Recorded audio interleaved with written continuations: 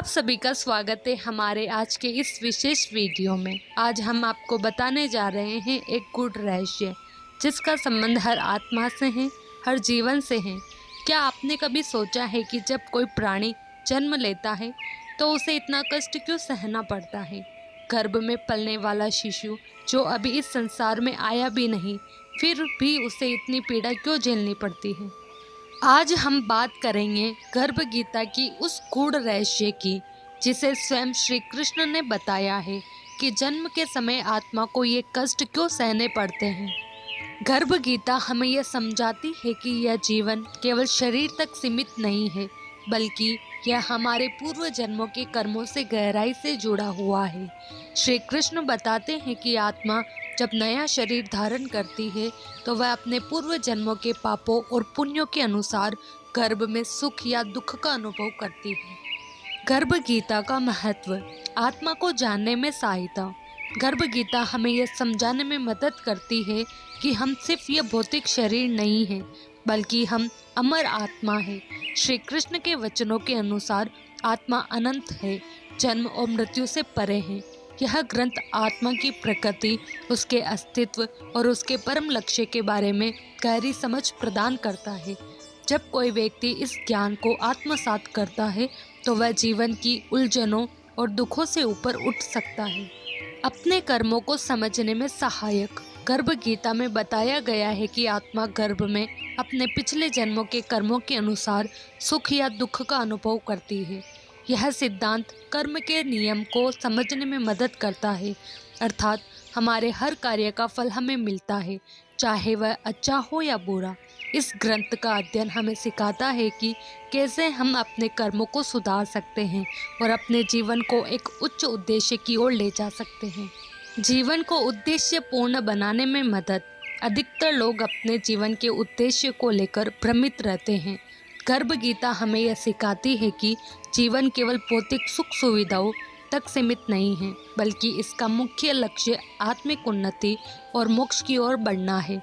इस ग्रंथ के अध्ययन से व्यक्ति अपने जीवन को एक सार्थक दिशा में ले जा सकता है और आत्मज्ञान की ओर अग्रसर हो सकता है। गर्भवती महिलाओं के लिए गर्भ गीता का महत्व। गर्भ गीता का पाठ केवल आध्यात्मिक उन्नति के लिए ही नहीं, बल्कि गर्भवती महिलाओं और उनके गर्भस्थ शिशु के लिए भी बहुत लाभदायक माना जाता है। गर्भस्थ शिशु पर सकारात्मक प्रभाव। शास्त्रों के अनुसार गर्भ में पल रहा शिशु अपनी माँ के विचारों, भावनाओं और व्यवहार से प्रभावित होता है। जब गर्भवती स्त्री गर्भ गीता का पाठ करती है तो उसके भीतर सकारात्मक ऊर्जा उत्पन्न होती है, जो शिशु के मानसिक और आध्यात्मिक विकास में सहायक होती है। यह शिशु के संस्कारों को मजबूत करने में मदद करता है, जिससे वह जन्म के बाद भी एक शांत और संतुलित व्यक्तित्व विकसित कर सकता है। गर्भवती महिला के मानसिक और भावनात्मक स्वास्थ्य के लिए लाभदायक। गर्भावस्था के दौरान कई महिलाएं चिंता, तनाव और भावनात्मक उतार चढ़ाव से गुजरती है। गर्भ गीता के श्लोकों का पाठ करने से मन को शांति मिलती है और सकारात्मकता बढ़ती है। यह महिला के भीतर आत्मविश्वास और धैर्य को बढ़ाने में मदद करता है, जिससे वह अपनी गर्भावस्था को सहजता और शांति से व्यतीत कर सकती है। उत्तम संस्कार देने का माध्यम। संस्कार केवल जन्म के बाद नहीं दिए जाते, बल्कि गर्भ में ही प्रारंभ हो जाते हैं। महाभारत में अभिमन्यु का उदाहरण प्रसिद्ध है, जिसने अपनी माता सुभद्रा के गर्भ में ही चक्रव्यूह भेदन की कला सीख ली थी। इसी प्रकार यदि माता गर्भावस्था के दौरान शुभ ग्रंथों का पाठ करती है तो वह अपने शिशु को अच्छे संस्कार प्रदान कर सकती है। गर्भ गीता एक दिव्य ज्ञान का स्रोत। गर्भ गीता एक अनूठा ग्रंथ है जो हमें जीवन, आत्मा, कर्म और मोक्ष के गूढ़ रहस्यों को समझने का अवसर देता है। यह ग्रंथ महाभारत के भीष्म पर्व के अंतर्गत स्थित है और भगवान श्री कृष्ण द्वारा अर्जुन को कुरुक्षेत्र के युद्ध भूमि में दिए गए उपदेशों का एक महत्वपूर्ण भाग है। इस ग्रंथ में भगवान श्री कृष्ण विस्तार से समझाते हैं कि आत्मा कैसे कर्मों के अनुसार जन्म लेती है और जन्म लेने के दौरान उसे गर्भ में किन किन परिस्थितियों का सामना करना पड़ता है। गर्भ गीता का ज्ञान यह स्पष्ट करता है कि हमारा वर्तमान जीवन केवल हमारे वर्तमान कर्मों का परिणाम नहीं है, बल्कि यह हमारे पूर्व जन्मों के कर्मों का प्रतिफल है। गर्भ गीता के मुख्य विषय। जीवन का उद्देश्य। गर्भ गीता यह सिखाती है कि जीवन केवल भौतिक सुख सुविधाओं के पीछे भागने के लिए नहीं, बल्कि आत्मा की उन्नति और परमात्मा की प्राप्ति के लिए है। मनुष्य को अपने कर्मों और आध्यात्मिक यात्रा पर ध्यान केंद्रित करना चाहिए, ताकि वह जन्म मृत्यु के चक्र से मुक्त हो सके। कर्म और जन्मों की व्याख्या। भगवान श्री कृष्ण बताते हैं कि आत्मा अपने कर्मों के अनुसार विभिन्न योनियों में जन्म लेती है। यदि व्यक्ति अपने जीवन में अच्छे कर्म करता है तो उसे उच्च लोकों या श्रेष्ठ जीवन की प्राप्ति होती है, और यदि पाप कर्म करता है तो उसे कठिन परिस्थितियों में जन्म लेना पड़ता है। इस सिद्धांत के माध्यम से गर्भ गीता हमें यह सिखाती है कि अपने कर्मों को सत्कर्मों में बदलकर हम अपने भविष्य के जन्म को भी सुधार सकते हैं। धर्म और कर्म का संबंध। गर्भ गीता यह स्पष्ट करती है कि धर्म केवल बाहरी आचरण तक सीमित नहीं है, बल्कि यह हमारे विचारों, कर्मों और जीवन शैली में भी प्रतिबिंबित होना चाहिए। धर्म का सही पालन करने से ही मनुष्य अपने जीवन को सार्थक बना सकता है। भक्ति, ज्ञान और मोक्ष का मार्ग। भगवान श्री कृष्ण बताते हैं कि जीवन में 3 मुख्य मार्ग है। भक्ति अर्थात ईश्वर की भक्ति और प्रेम, ज्ञान अर्थात आत्मा और ब्रह्मा को जानने की प्रक्रिया, कर्म अर्थात निष्काम भाव से कर्म करना। इन तीनों मार्गों का सही समन्वय ही आत्मा को मोक्ष की ओर ले जाता है, जिससे जन्म मृत्यु का चक्र समाप्त हो जाता है। गर्भ में आत्मा की स्थिति। गर्भ गीता में यह वर्णन मिलता है कि जब आत्मा गर्भ में प्रवेश करती है तो उसे अपने सभी पिछले जन्मों की स्मृति होती है। वह ईश्वर से प्रार्थना करती है कि इस बार उसे मोक्ष का मार्ग मिले, लेकिन जन्म के बाद माया के प्रभाव से वह अपने संकल्पों को भूल जाती है और संसार में लिप्त हो जाती है। गर्भ गीता का आध्यात्मिक और सामाजिक महत्व। व्यक्तिगत जीवन में मार्गदर्शन। यह ग्रंथ हमें सिखाता है कि हमें अपने जीवन को केवल भौतिक इच्छाओं तक सीमित नहीं रखना चाहिए, बल्कि आत्मा की उन्नति के लिए भी प्रयास करना चाहिए। अपने कर्मों को सुधार कर हम अपने अगले जन्म को भी प्रभावित कर सकते हैं और मोक्ष की ओर बढ़ सकते हैं। सामाजिक जीवन में योगदान। गर्भ गीता समाज को यह सिखाती है कि सही आचरण, ईमानदारी और परोपकार से ही समाज का कल्याण संभव है।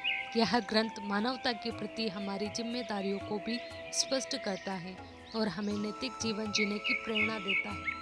गर्भवती महिलाओं के लिए विशेष लाभ। गर्भ गीता का पाठ गर्भवती महिलाओं को मानसिक शांति और आध्यात्मिक ऊर्जा प्रदान करता है। यह उनके गर्भस्थ शिशु पर सकारात्मक प्रभाव डालता है, जिससे शिशु अच्छे संस्कारों के साथ जन्म लेता है।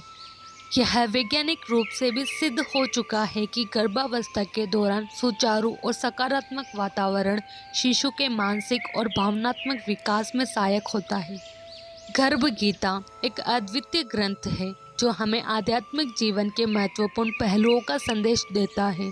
यह ग्रंथ महाभारत के भीष्म पर्व के अंतर्गत स्थित है और भगवान श्री कृष्ण ने अर्जुन को महाभारत के कुरुक्षेत्र युद्ध भूमि पर उपदेशित किया था। गर्भ गीता में भगवान श्री कृष्ण अर्जुन को कर्म से बने जन्मों की व्याख्या करते हैं और बताते हैं कि किस प्रकार कौन से कर्म करने से आत्मा किस तरह जन्म लेती है। गर्भ गीता में अनेक महत्वपूर्ण विषयों पर चर्चा होती है, जैसे कि जीवन का उद्देश्य, धर्म, कर्म, भक्ति, ज्ञान और मोक्ष।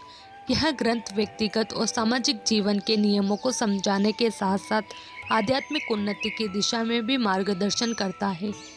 जन्म और मृत्यु का चक्र क्यों है? जब अर्जुन ने श्री कृष्ण से पूछा, माधव, आप मुझे ये बताने की कृपा करें कि प्राणी अपने माँ के गर्भ में किन दोषों के कारण या किन पूर्व कर्मों के कारण आता है और जन्म से पहले वो गर्भ में इतने क्यों कष्ट पाता है। कोई भी प्राणी जन्म और मरण के इस चक्र में क्यों फंसा रहता है? इस सवाल का जवाब देते हुए श्री कृष्ण ने बताया कि मनुष्य या जीव सांसारिक वस्तुओं की कामना तो करता है, परंतु मेरी भक्ति पर ध्यान नहीं देता। इसी कारण वह बार बार अलग अलग योनियों में आकर जन्म मरण का दुख भोगता है। श्री कृष्ण आगे कहते हैं कि जटा धारण करने अथवा भस्म लगा लेने मात्र से कोई भी प्राणी मेरी कृपा का पात्र नहीं बन जाता, बल्कि मैं ऐसे हृदय वाले प्राणी को मिलता हूँ जो काम, क्रोध, मोह और अहंकार से परे हैं। जो प्राणी काम, क्रोध, मोह और अहंकार के वश में रहता है उसे पुनः किसी न किसी योनि में अवश्य जन्म लेना पड़ता है। गर्भ में मिलने वाले कष्ट का कारण। श्री कृष्ण अर्जुन से गर्भ में प्राणियों को मिलने वाले कष्ट के बारे में बताते हुए कहते हैं कि माँ के गर्भ में आने के बाद एक आत्मा मांस, मज्जा और गंदे खून से घिरा रहता है। जब वह गर्भ में 6 माह का होता है तो दुर्गंध के बीच रहना पड़ता है।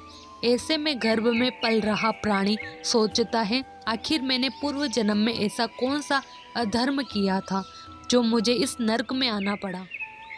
गर्भ में पल रहा प्राणी ईश्वर से कहता है कि हे प्रभु, मैं मोह से भरी दुनिया में जन्म नहीं लेना चाहता, परंतु ईश्वर उसकी बातों को अनसुना कर देते हैं। श्री कृष्ण अर्जुन को बताते हैं कि माँ के गर्भ में प्राणियों को मृत्यु लोक से भी ज़्यादा कष्ट भोगना पड़ता है, परंतु कौन सा प्राणी कितना कष्ट भोगेगा वह उसके पूर्व में किए गए कर्मों पर निर्भर होता है।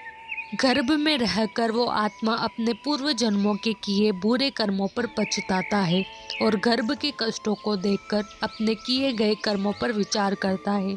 लेकिन जैसे जैसे उसके जन्म की तारीख नज़दीक आती है वैसे वैसे वह अपने पूर्व जन्म की बातों को भूलने लगता है। वो जन्म लेने के बाद उसे कुछ भी याद नहीं रहता। तो हमने आज जाना कि गर्भ गीता में श्री कृष्ण कैसे समझाते हैं कि आत्मा को जन्म लेते समय या गर्भ में कष्ट क्यों सहना पड़ता है। यह कष्ट हमारे पूर्व जन्मों के कर्मों का परिणाम होता है और यही कर्म हमारे भविष्य को भी निर्धारित करते हैं। लेकिन भगवान श्री कृष्ण हमें यह भी सिखाते हैं कि हम सद्कर्मों, भक्ति और ज्ञान के मार्ग पर चलकर इस चक्र से मुक्त हो सकते हैं।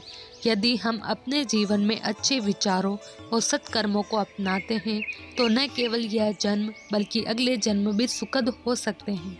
अगर आपको यह वीडियो पसंद आया हो तो लाइक करें, कमेंट्स में अपने विचार साझा करें और हमारे चैनल को सब्सक्राइब करना न भूलें।